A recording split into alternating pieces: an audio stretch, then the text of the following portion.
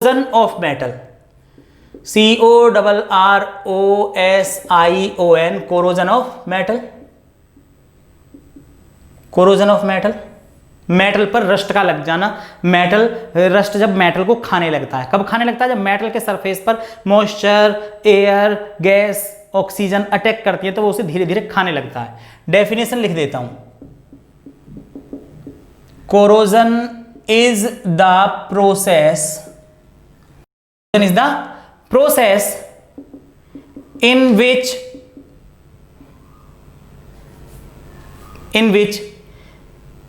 metal are eaten, खा रहा है उसको, eaten up gradually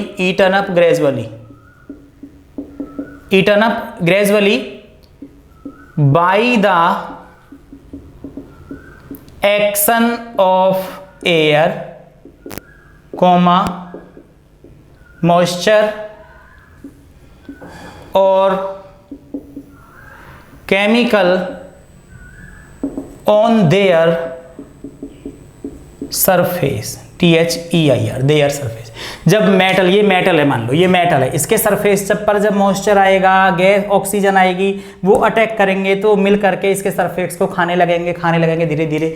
और जो ब्राउन कलर का कुछ हो जाता है, जिंकिस कलर का कुछ तो वो क्या हो जाता है तुम्हारा? रस्ट लग जाता है, खत्म करने लगते हैं, इसको खाने लगते हैं।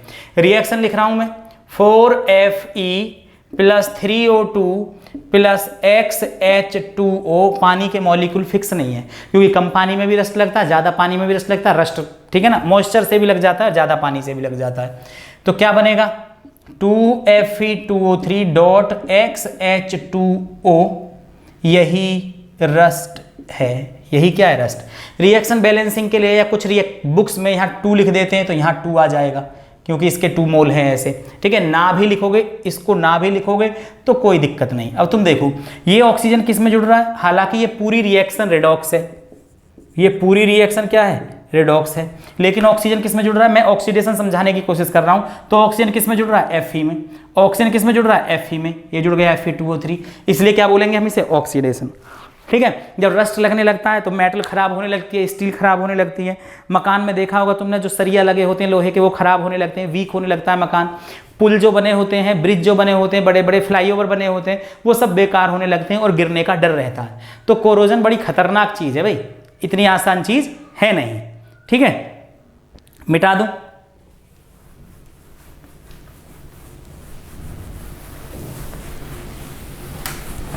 अब एक चीज और देख लो ऑक्सीडेशन की, और उसका नाम है रेंसिडिटी।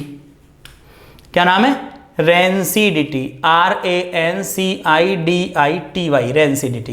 रेंसिडिटी का मतलब होता है कि ऐसे फूड जिनमें ऑयल होता है, जिनमें फैट होता है, तो वो ऑक्सीडेशन होने की वजह से खराब होने लगते हैं। तो जितने भी तुम्हारी खाने वाली चीजें होती हैं, अब जैसे तुम्हारे पास में सब्जी है, मान लो कच्ची सब्जी रखी है, कच्ची बिना बनी हुई, तो उसे कुछ समय लग जाएगा खराब होने में, 1 दिन, 2 दिन, 4 दिन, 5 दिन, 6 दिन। और सब्जी को बना लो जरा आप, तो बना लोगे, उसको ऐसे खुला हुआ रहने दो, तो वो जल्दी से खराब हो जाएगी, क्योंकि आपने उसको ऑयल में बनाया है, फैट में बनाया है। तो ऑयल या फैट का क्या हो जाता है? ऑक्सीडेशन हो जाता है। उसी को क्या बोलते हैं? रेंसिडिटी, जिसकी वजह से उसका टेस्ट चेंज हो जाता है, स्वाद में अंतर आ जाता है, खट्टी खट्टी लगने लगती है और उसमें स्मेल आने लगती है। तो ऑक्सीडेशन हो गया है ऑयल और फैट की वजह से, उसको क्या बोल रहे हैं हम? रेंसिडिटी बोल रहे हैं, ठीक है ना। अब अगर मैं आपसे बोलूं प्रिवेंटिंग रेंसिडिटी, तो रेंसिडिटी तो क्लियर हो गया कि वो खाना जो फैट और ऑयल में बनता है, उसका ऑक्सीडेशन हो जाता है तो वो खराब होने लगता है, उसमें स्मेल आने लगती है, उसको रेंसिडिटी बोलते हैं, ठीक है। प्रिवेंट ऑफ रेंसिडिटी,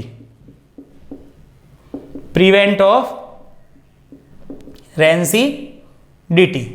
तो number 1 prevent of rancidity, number 1 by adding antioxidant, by adding antioxidant to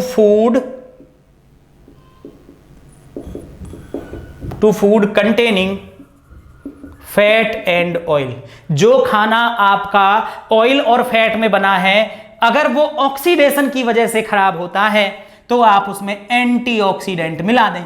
antioxidant मिला दें। एंटीऑक्सीडेंट जो ऑक्सीडेशन नहीं होने देगा उसी को क्या बोलेंगे हम? एंटीऑक्सीडेंट बोलेंगे। जैसे अचार है, तो अचार भी तो आपका ऑयल में डलता है, ऑयल में बनता है, लेकिन अचार तो खराब नहीं होता 1 साल 2 साल 6 महीने 3 महीने 4 महीने 5 महीने, तो इसका मतलब उसमें एंटीऑक्सीडेंट होते हैं। अब मैं 2 एंटीऑक्सीडेंट लिख देता हूं BHA, तो ये है ब्यूटाइल, आपको मिल जाएगा मार्केट में, butylated hydroxy anisole, butylated hydroxy anisole. एक है तुम्हारे पास में BHT, butylated hydroxy toluene, TOLUENE, toluene, butylated hydroxy toluene. ठीक है। नंबर 2, एक तरीका तो ये हुआ एंटीऑक्सीडेंट मिला दीजिए आप। ठीक है। नंबर 2 की अगर मैं आपसे बात करूंगा तो by packaging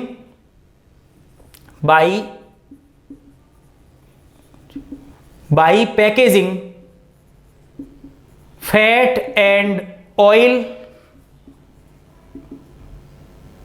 containing food in nitrogen gas. ऐसे खाने को जो फैट या ऑयल में बने हुए हैं उसको नाइट्रोजन गैस के कंटेनर में बंद कर दो तो भी वो खराब नहीं होगा, क्योंकि नाइट्रोजन गैस जो होती है ना, नाइट्रोजन वो अनरिएक्टेड गैस है, अनरिएक्टेड गैस, रिएक्शन नहीं करेगी। जब ये रिएक्शन ही नहीं कर रही तो खाना भी खराब नहीं होगा। अगर मैं नंबर 3 की बात करूं, keeping food in a refrigerator. आप फूड को किस में रख दोगे? रेफ्रिजरेटर में। कौन से फूड को? जो फैट या ऑयल में बना हुआ है। अपने घर में रखते भी होगे आप, सब्जी को बना करके फ्रीज में रख दिए। अब क्या होगा, तो ऐसी बात नहीं है कि फ्रिज उस फूड को खराब नहीं होने देगा, खराब होगा, लेकिन खराब होने की स्पीड कम हो जाएगी। तो जैसे जैसे टेम्परेचर कम होगा ऐसे ऐसे खराब होने की स्पीड कम हो जाएगी, रिटार्टेड, यानी उसकी जो ग्रोथ है खराब होने की वो कम हो जाएगी, घट जाएगी। अगर मैं नंबर 4 की बात करूंगा, आप storing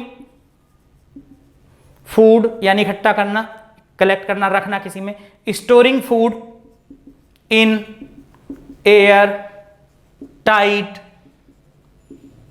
container, air tight container. ऐसे कंटेनर में रख दीजिए जिसमें एयर ना जा पाए। जब एयर नहीं जा पा रही तो एयर में ऑक्सीजन होता है, तो ऑक्सीजन नहीं जा पाएगा तो ऑक्सीजन उस ऑयल या फैट से नहीं जुड़ पाएगा, मतलब ऑक्सीडेशन नहीं होगा, तो एयर टाइट कंटेनर। ठीक है। अगर मैं नंबर 5 की बात करूं आपसे, ठीक है, तो इसमें क्या लिखेंगे हम? Storing food away from light, ये लिख सकते हो आप। क्या लिखूं मैं? Rancidity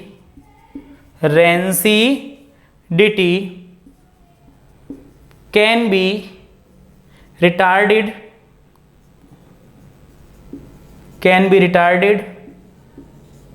by storing food away from light से दूर रखना है। तो बात वही होगी, लाइट से दूर रखना, यानी आप लाइट नहीं दे रहे हो, इसको लाइट नहीं पहुंचने दे रहे हो, तो इसका मतलब आप एनर्जी रोक रहे हो। एनर्जी मतलब टेम्परेचर रोक रहे हो, मतलब टेम्परेचर नहीं दे रहे हैं हम इसको किसी भी तरीके से। तो टेम्परेचर डाउन हो गया ना, जब टेम्परेचर कम होगा तो फिर खराब होने की जो ग्रोथ है वो कम हो जाएगी, रिटार्डेड हो जाएगी। ठीक है ना, कम हो जाएगी।